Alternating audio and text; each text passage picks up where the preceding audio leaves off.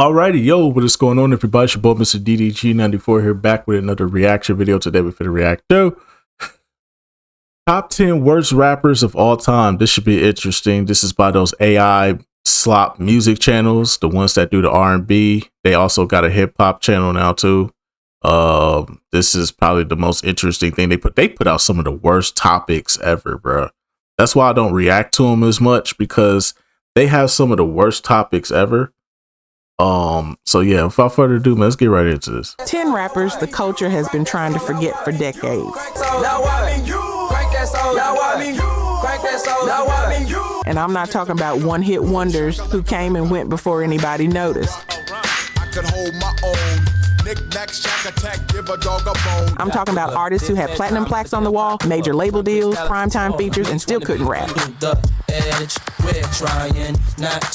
Some of these names had the whole industry behind them. Some had family connections, some had money, some had everything except actual bars.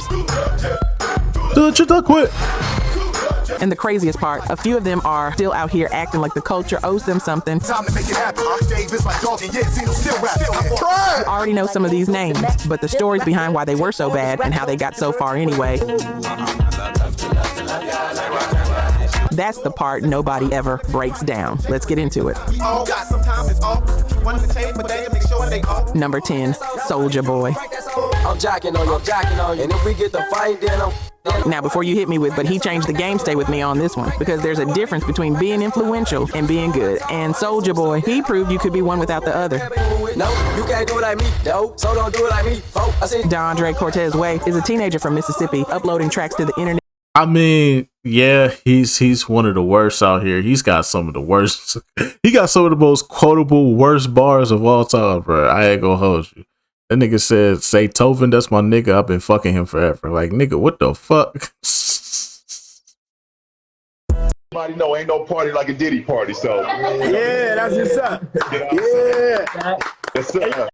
Hey yo, what the fuck? And then, bruh, say Tovin, that's my nigga. I've been fucking him forever. Wild ass bar. Before the music industry even understood what the internet was. Crank, that drop, the dance goes viral. The song hits #1 on the Billboard Hot 100. And just like that, a 17-year-old kid from Batesville is outselling rappers who've been sharpening their craft for decades. But here's the thing nobody wants to say out loud. The bars were terrible. But say what you want about the bars, but he has some fucking hits though. Don't act like "Kiss Me Through the Phone" wasn't that hit. Don't act like he wasn't singing "Kiss Me Through the Phone" to your girl on the phone. Don't act like he wasn't.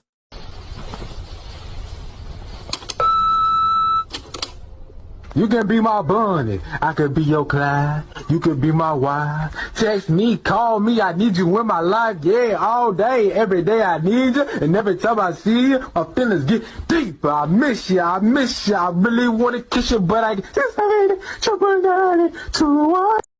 Not raw, not he'll grow into it terrible. The kind of terrible where the entire song is built around a dance move and a Superman reference that your little cousin could have written during recess. And that's not even a diss. Soulja Boy himself has basically admitted that lyricism was never the point, and here's where it gets complicated. Because while Ice-T was on camera calling the kids music garbage, which it was, from a pure bars perspective, Soulja Boy was rewriting the entire blueprint for how artists get discovered. He was the first rapper to prove that you didn't need a label, didn't need radio, didn't need a cosign. You just needed Wi-Fi and a hook that stuck. That changed everything, and the industry hated him for it. Because if a kid with no bars could go platinum off the internet, what did that say about the whole system they built? But influence doesn't make you a good rapper. It makes you a pioneer. And sometimes pioneers open doors that let everybody in, including the people who probably should have stayed outside. If you think the state of lyricism started falling off in the late 2000s, you can trace a straight line back to Crank That. And that's not all Soulja Boy's fault, but he lit the match. Actually, you go back further. You go back to the Snap Music era. This is part of the Snap Music era. This is when the Snap Music era, the ringtone era. This is where they dumbed everything down and everything was like repetitive hooks and catchy beats. because it was about selling ringtones. It wasn't about selling the song no more. The songs wasn't gonna sell no more because everybody was illegally downloading them. You had LimeWire at that time, but the ringtones, though, the ringtones, people were willing to buy ringtones. People were willing to pay 50 cents to $1 for a fucking ringtone on their fucking Nokia brick. Come on, dog. Number 9, Shaquille O'Neal. I know some of you. Hey, Shaq got some hits, right? Shaq got some hits. Hey, you can't stop the rain. You can't stop the rain. Can't stop. Won't stop. Hey, I ain't gonna lie. Biggie floated on that shit. If y'all ain't never heard. Matter of fact, hold on real quick. Y'all youngins don't know nothing about Shaq. Y'all youngins don't know about Shaq, man. Hold on. Y'all youngins don't know.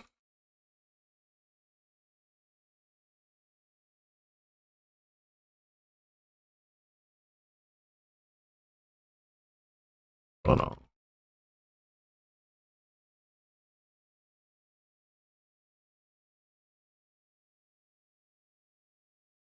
Hold on. Y'all sleeping on Shaq, bro. Hold on, bro.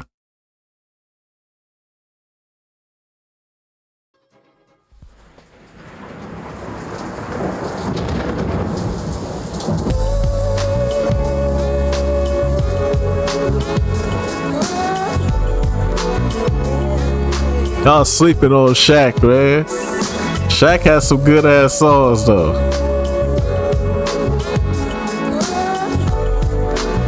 This is his best song by far though.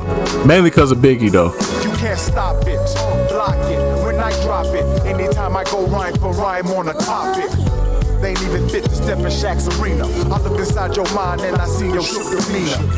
In your eyes, why are you surprised? No matter how you try, not fly as Eloquaz. The new edition, is this the end of your last night? In the daytime, you couldn't see me with a flashlight. I crash flights on sights of my enemy. I'm coming through and then I bomb your whole vicinity. Why the acting, faking jack, you're not a friend to me. I peeped your card, you're not as hard as you pretend to be. Who wanna spark it with the chocolate, macadamium, head clean to the cranium. You know the name, Shaq aim to maintain money on the brain. You can't stop the rain. You can't stop the rain. You can't stop the rain, when it starts to fall. When it starts to fall, no one has to blame. 97 catalog.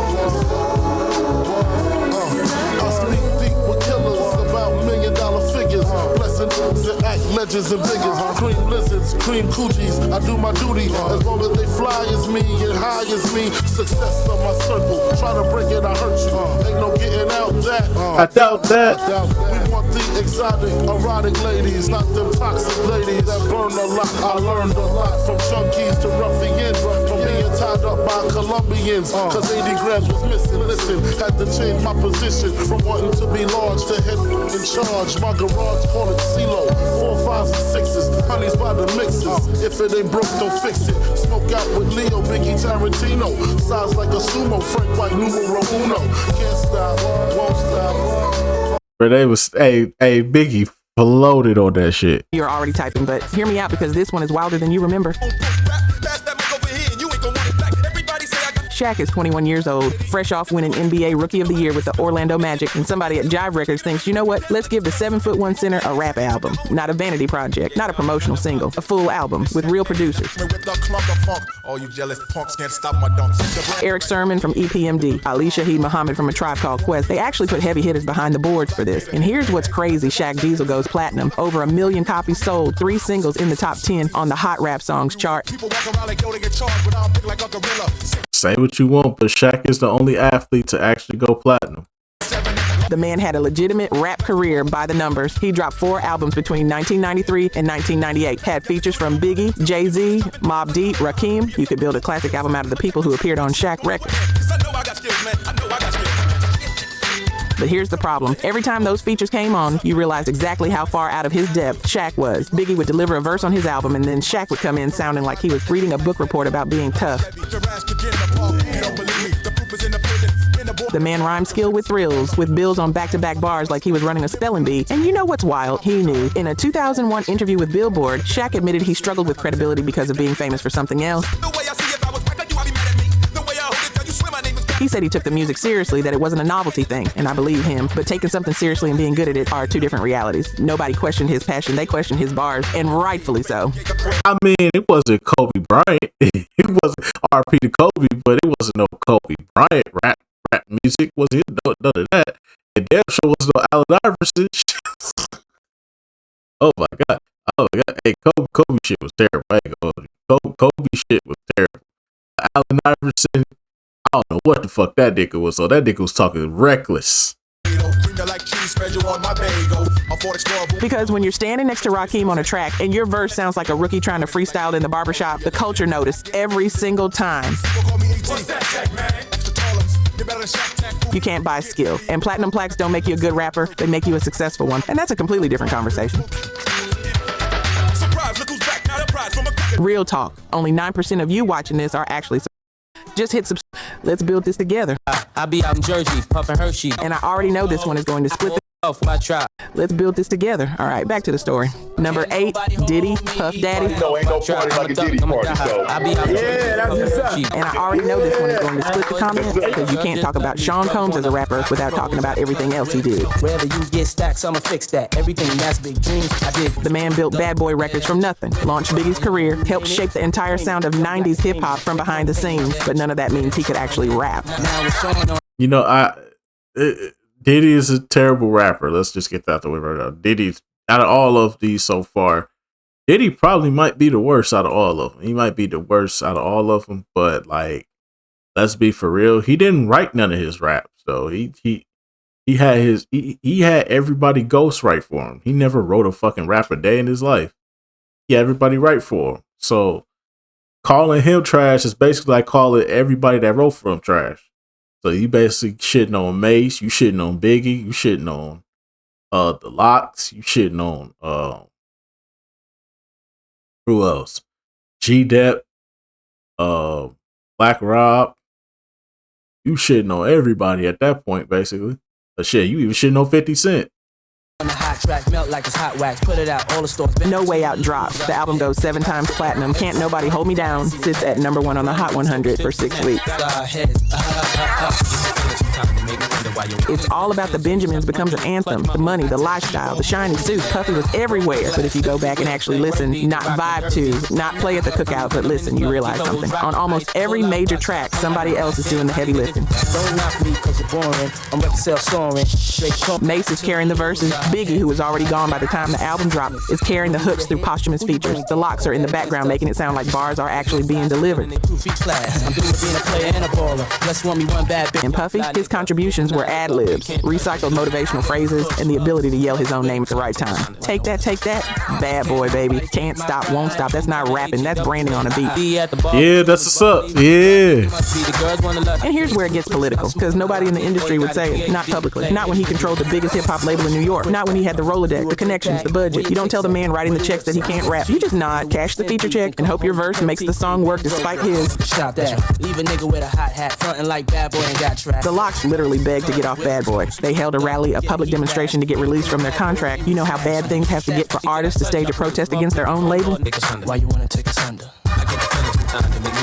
And while there were many reasons for that tension, let's not pretend Puffy's insistence on being the centerpiece of records that needed real MCs wasn't part of the problem. Billionaire businessman? No question. Cultural architect? Absolutely. Rapper? Not even close. Why you wanna take us under? Number 7, MC Hammer. I don't want to touch this because, you know, MC Hammer, everybody that ever talked bad about MC Hammer, let's just say the brother didn't take no prisoners. The brother did not take no prisoners, bro. He made sure you watch your mouth around him. I feel him though. Stop playing with my name. All 3 of y'all. I ain't gonna say it no more. Stop playing with my name. Let's I ain't go gonna right say it on no in. more. Nigga, when my name come up, respect it. Let's go. Stop playing with my fucking name. All 3 of y'all. Stop playing with my name. I ain't gonna say it no more. And this is the one that's going to make some of you turn this whole video off. I get it, because MC Hammer wasn't just a rapper, he was a moment. But that moment had a cost, and the culture is still paying for it. Please, Hammer Don't Hurt 'Em drops and does the unthinkable. It moves over 10 million copies. You Can't Touch This, which sampled Rick James's Super Freak, becomes the biggest crossover rap record in history at that point. Stanley Kirk Burrell from Oakland is suddenly performing at the Grammys, doing choreographed routines on primetime, selling out arenas. He was the first hip-hop artist to achieve diamond status for an album. That's a fact. But here's the thing that was eating at the culture even then. While Hammer was doing the running man on national television, real MCs were getting overlooked. Rakim was out there rewriting the rules of lyricism. KRS-One was dropping knowledge. Big Daddy Kane was proving that swagger and skill could coexist. And the mainstream was ignoring all of them for a man whose biggest contribution to the mic was rhyming touch with such over somebody else's beat. And you know who said it best? Every serious MC in the late 80s and early 90s who refused to be in the same sentence as Hammer. The culture drew a line. On one side, you had hip-hop. On the other, you had pop rap. And Hammer was the poster child for the side that prioritized choreography over content. Now, I know some of you are thinking, but he opened doors. And that's fair. Hammer brought hip-hop to audiences that never would have listened otherwise. But at what cost? Because the template he set, flashy visuals, simple lyrics, dance-first content, that blueprint got recycled for decades. Every time a rapper with no bars gets a #1 record because the beat and the video carried them, there's a little Hammer DNA in there. And that part still doesn't sit right with some heads who were there when it happened. Number 6, Benzino. Putting Benzino over a lot of the...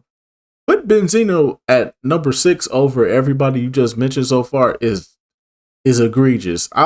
Hey, this shit egregious, bruh. You put Benzino over everybody. So basically, you said Benzino actually is decent, somewhat.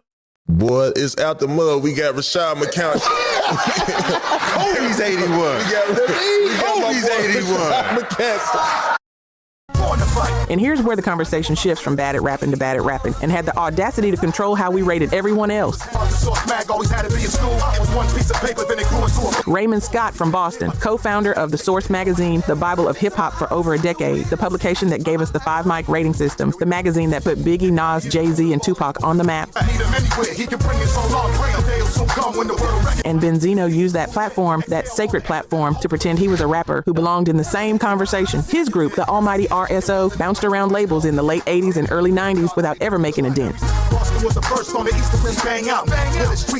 Made Men, his next project, got a 4.5 mic review in his own magazine. And when the staff found out, they walked out, an actual walkout, because the people who worked at The Source understood something Benzino never did. You can't rate yourself a classic. Ain't no way, bruh. Get Benzino the fuck out of here, bro. Hell no. He gave himself a 4.5. He basically ruined the credibility of his own magazine, bro. Damn. Hey, dog. I hate to be the one to break it to you. Very bad news. Get this shit the fuck out of here and get you the fuck out of here. Boo this man! But the real damage came in 2002 when The Source gave the Eminem show 4 out of 5 mics. Eminem went public about feeling blackballed. And Benzino, instead of letting the magazine's credibility speak for itself, made it personal. He dropped diss tracks, Pull Your Skirt Up, Die Another Day. He went after Eminem's daughter. He tried to weaponize The Source as a personal vendetta machine, and Eminem responded with Nail in the Coffin, one of the most surgical diss records in hip-hop history. Destroyed Benzino's credibility, his rap career, and eventually the magazine itself. By 2006, Benzino was out at The Source. The publication never recovered its authority.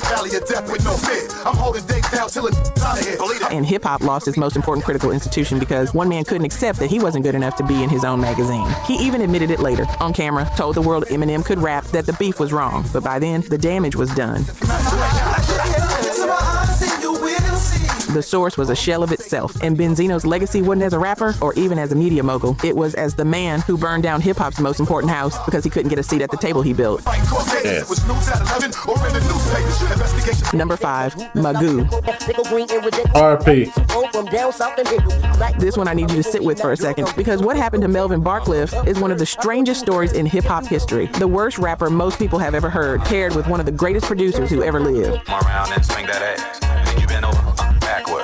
Timbaland and Magoo met as teenagers in Virginia in the early 90s. Same crew, same dreams, same hustle. They came up through the Swing Mob Collective with Missy Elliott, Genuine, and a young kid named Pharrell Williams.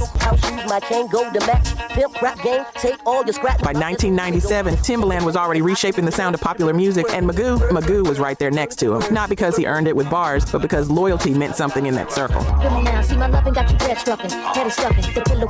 Their debut album, Welcome to Our World, dropped in 1997. Up Jumps the Boogie, featuring Missy Elliott and Aaliyah, hit number 1 on the Hot Rap Songs chart, number 12 on the Hot 100. The song was a smash. And every time it came on, people hit the dance floor during Missy's hook and Timbaland's production, and then politely tolerated Magoo's verse. I've never listened to Magoo. Everybody said he was terrible. I've never listened to any of his music. It's only one song, though. It's only one song that features him, and I don't know if I've never like listened to it. Wait, stop, bitch. Fuck.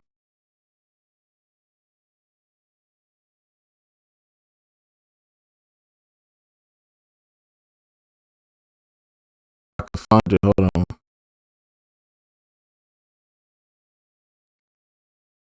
This shit right here is the only song I think I can honestly say I've ever heard Magoo on.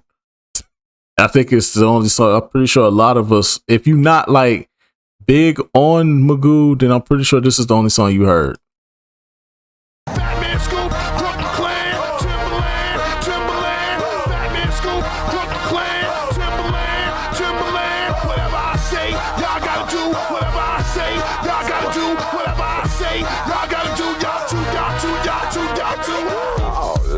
Guess who's coming? Timbaland, aka Phil Drummond. This is the only song. Timbaland, or my nigga Scoop, aka Fat Man. We guaranteed to make the party people bounce. Fellas say, oh, girls say, ah. Looking at the cornrows up in the club. Girl, don't be bashful, girl, back it up. It's the only song I ever heard with Magoo on it. Other than that, I can't tell you another Magoo song. Until the next chorus. His voice was high-pitched, nasally, and rhythmically uncertain.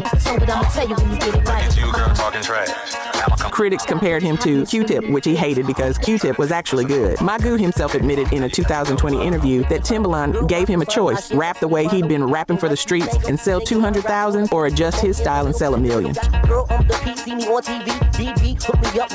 Magoo chose the million, and it worked commercially. 3 albums, but critically, every review read the same way: great production, terrible rapping, and here's the part that gets me. Despite being called the worst rapper alive for decades on lists, on Twitter, even getting dissed by Travis Scott on Wax Magoo, never really fought it. He just stepped back from music, said in interviews he never enjoyed the success, never felt like they got a chance to celebrate what they built. In August 2023, Magoo died of a heart attack. He was 50 years old, and the tributes that poured in from Timbaland, from Missy, from Genuine, none of them talked about his rapping. They talked about his loyalty, his friendship, the fact that he introduced Missy to Timbaland, that he was part of the foundation that built Virginia's entire contribution to hip-hop. Sometimes the worst rapper in the room is the most important person in the room, and nobody realizes it until they're gone. Number 4, Marky Mark. I'm talking about Mark Wahlberg. Who the fuck was listening to Mark Wahlberg, though? That's my question. Who the fuck was listening to Mark Wahlberg? Y'all was really out here listening to Mark Wahlberg? Come on, Chief. Hey, dog. I hate to be the one to break it to you. Very bad news. Get this shit the fuck out of here and get you the fuck out of here. Man, quit playing with me, man. No, for real, don't play like that. Are you serious? How you know? Put that on everything. Damn. Like, bro, who was really listening to Mark Wahlberg besides some dorky ass white kid from fucking North Dakota? Fuck out of here. Oscar-nominated actor, the guy from The Departed and Boogie Nights. Before all of that, he was trying to be a rapper, and it was exactly as bad as it sounds. Mark Wahlberg is 20 years old. His older brother Donnie is already famous as a member of New Kids on the Block, and Mark, who'd been in and out of trouble, including a felony assault conviction, decides he's going to break into hip-hop as Marky Mark with a group called The Bunch. Just before the story was known, Charles had a film that has come with Good Vibrations drops, and the unthinkable happens. It hits #1 on the Billboard Hot 100, making Marky Mark the second white rapper to top the chart right after Vanilla Ice, and hip-hop collectively put its head in its hands because the song was pure pop. The lyrics were nursery school level. And the entire appeal was that Mark was doing shirtless Calvin Klein ads at the same time, which meant teenage girls were buying the record for reasons that had absolutely nothing to do with hip-hop. Here's what's interesting, though. The album Music for the People went platinum. He had a follow-up single, Wild Side, that charted. He was on Arsenio Hall. He was doing the late night circuit. For about 18 months, Marky Mark was a legitimate pop rap act, but the culture wasn't having it. They put on your sandwich. Too much goddamn man. Real heads saw right through it. This was a manufactured product. A boy band kid with abs and a publicist being packaged as a rapper because somebody at Interscope saw dollar signs. And when you actually listen to the bars, not the beat, not the hook, the actual bars, there was nothing there. He's a rich man. Gold on every finger of his hand. A brand new. They put on your sandwich. No wordplay, no storytelling, no flow. Just a dude yelling motivational phrases over a sample. And here's the thing about Marky Mark that most people forget. He knew. He figured it out faster than most people on this list. Misery and wreck. They put on your sandwich. Too much goddamn mayonnaise. By 1993, the rap career was done. He pivoted to acting and never looked back, became one of the biggest movie stars in the world. And to this day, he barely talks about the music. Not because he's embarrassed, though he probably should be, but because he understood something that a lot of rappers on this list never figured out. They put on your sandwich. Too much goddamn mayonnaise. If you're not built for it, get out before the culture pushes you out. Smart move, terrible rapper, but smart move. The headaches, so I figured out a fast try. Money before you know it. Number 3, Birdman.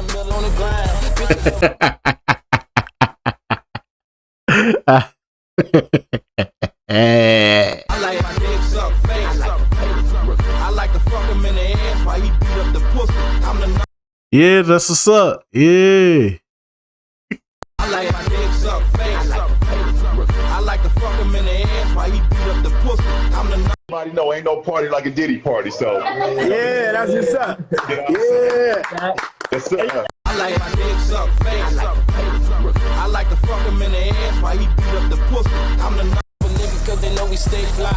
And this is the entry where being a bad rapper becomes secondary to what it cost everybody around you, because Brian Williams wasn't just bad on the mic. He was the head of an empire.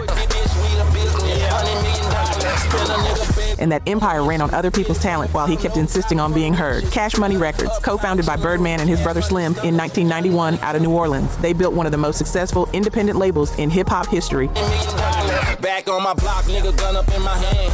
Juvenile, BG Lil Wayne, Manny Fresh, Hot Boys. The roster was stacked. The sound was undeniable. In Birdman, his contribution to the mic was rubbing his hands together and talking about money in the most monotone, rhythmless delivery you've ever heard. His 2002 self-titled debut album went gold. So look at the feature list. Lil Wayne, T.I., Clips, Cameron, Jermaine Dupri. In every track that worked because of somebody else. Every verse Birdman delivered sounded like it was written during the car ride to the studio. Worldwide general, cash money, young money, fire flame spitter. Basic, repetitive, cars, money, respect, repeat. The Rap Critic once pointed out that his solo songs sounded like rejected Lil Wayne tracks because almost every single featured Wayne carrying him. But here's where the story gets darker. Because being a bad rapper who runs a label means you have leverage that actual MCs don't. And Birdman used that leverage in ways that damaged careers. Lil Wayne, the man who essentially was Cash Money for a decade, had to sue his way off the label. Wayne publicly said he felt like a prisoner. The Carter 5, one of the most anticipated albums in hip-hop history, was held hostage for years because of a contract dispute. BG had money issues with the label. Juvenile left over royalty disagreements. And through all of it, Birdman kept releasing albums, kept getting features, kept putting himself front and center on Cash Money compilations. Because when you own the machine, nobody tells you to stop rapping. You just keep going. And the people with actual talent around you either deal with it or leave. The irony of Birdman is that he discovered Lil Wayne, arguably the most talented rapper of his generation, and then spent 2 decades trying to convince everyone he was Wayne's equal on the mic. He wasn't, not for a second. Sign the checks. Get the studio time. I'm the lights lit up for life. Man, get Birdman out my ear, bro. Silk the Shocker. And if you know, you know, because this isn't just a bad rapper. This is the gold standard of being bad at rapping and still selling records anyway. The case study. The textbook example that professors would use if they taught a course on how the music industry actually works versus how it should work. Vyshawn Miller, Master P's younger brother, No Limit Records. Ain't my fault. You know, I hear people saying, you know, maybe if he came up in this generation, he'd probably be more successful. No, nigga. No. Have you heard a Silk the Shocker album? Have you heard a Silk the Shocker album? Have you heard 5 Silk the Shocker songs? Once you hear 5, you heard them all. This nigga is ass. 2 packs of it. 3 letters. One word. Ass. The fuck are you talking about? That shit stinks. I'm just saying, brother, it ain't about him just being offbeat. It's his delivery. It's his he it's like he's thinking of the next word to say right then and there. He will literally pause for a quick second and then say the next word to rhyme with the word he just said. This man is terrible. This is one of the worst rappers of all time, bro. Yes. How is he not number 1? I have no idea. Whoever number 1 is, all right. And that right there tells you everything. Because No Limit in the late 90s wasn't just a label, it was a machine. In 1998 alone, they released 23 albums and sold 15 million copies. Master P had built a system so efficient that it didn't matter what was on the record. The cover art, the distribution network, the brand loyalty, it all moved units regardless of quality. Silk was the ultimate proof of concept. Charge It 2, the game dropped in 1998 and went platinum. Made Man came out in 1999 and debuted at number 1 on the Billboard 200. Number 1, a man who could not, and I say this with no disrespect intended, but with total accuracy, find the beat, any beat on any song, ever. Go back and listen, really listen. Every verse sounds like he's rapping to a completely different instrumental than what the producer actually laid down. The timing is off, the rhythm doesn't match. He's cramming too many syllables into spaces that don't fit or leaving dead air where words should be. Travis Scott dissed him on Wax Rap about needing minus the bad rap like Silk the Shocker. Bruh, it's bad, bruh. And I know a lot of people gonna say, bruh, he was just off beat, bro. A lot of people be off beat these days and they sound perfectly fine. Okay, so you listen to Blueface and you see he's off beat, right? But you notice one thing about Blueface, he actually has a decent flow that can still streamline with the song. There are other examples of people that have been off beat but can still stay in stream with the song. Like E40 is a prime example of that. E40 is like a prime example of somebody that was off beat but could still make the track go crazy. But the thing is, E40 could actually rap though. E40 actually be spitting game.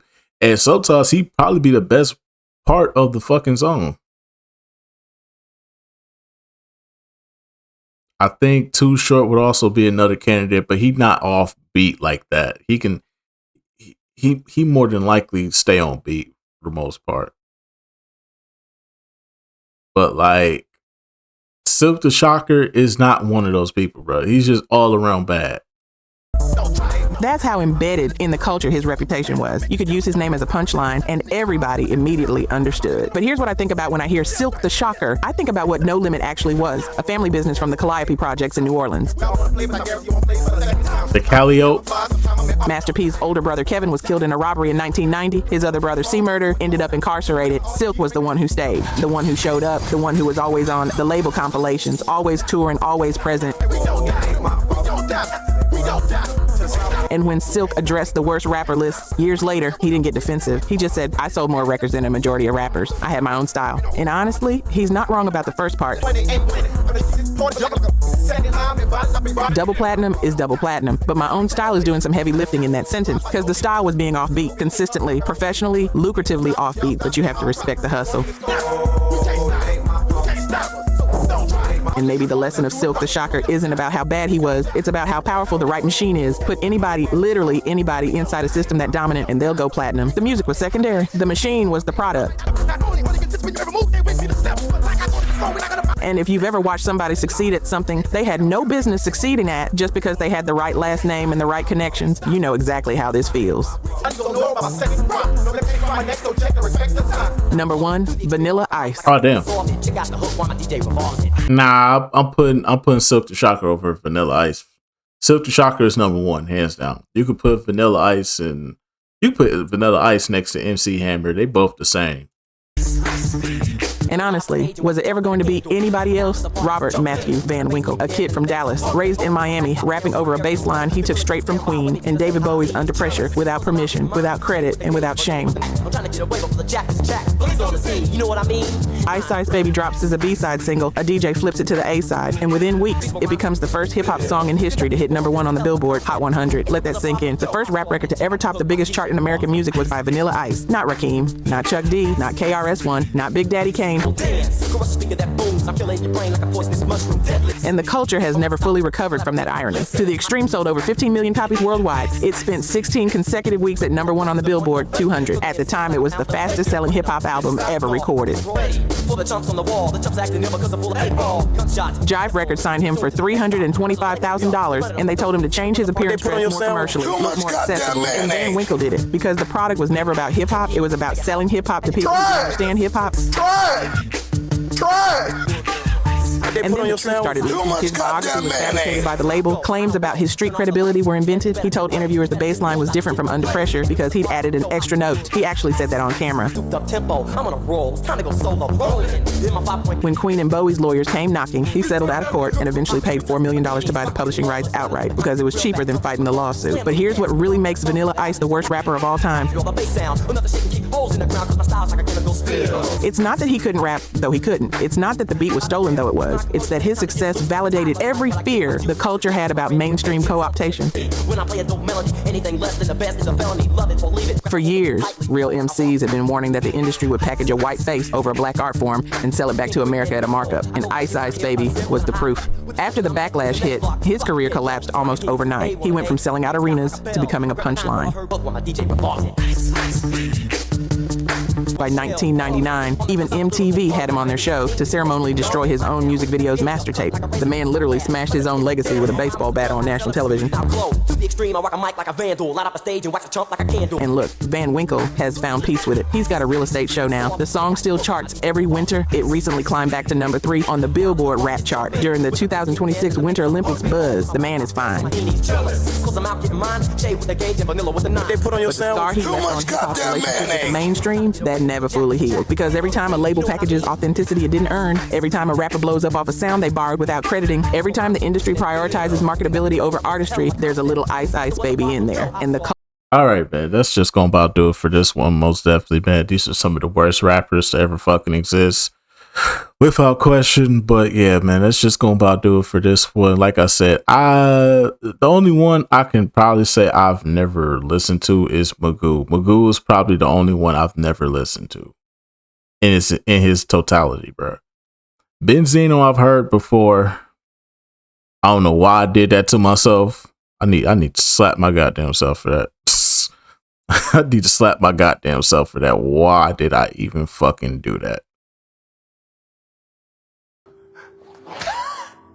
Told you to stop beating me. I don't even know why I put myself through that torture. And then who was some of the other ones? See here.